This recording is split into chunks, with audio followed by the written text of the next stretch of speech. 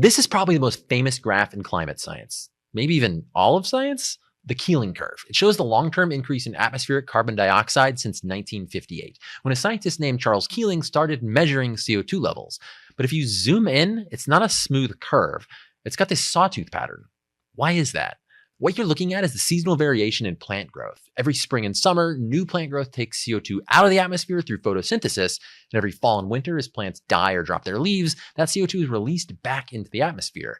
The pattern repeats every year, and since most of the world's land and vegetation is in the northern hemisphere, the pattern follows northern seasons.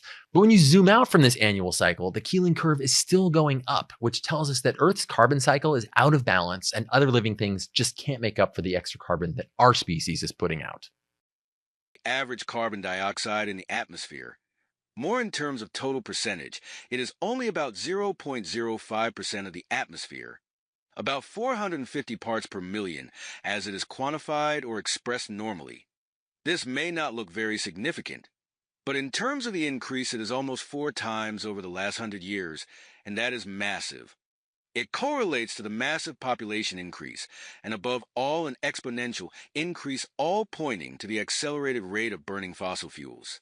So start thinking in relative terms to understand these things, not just mere numbers and or percentages alone.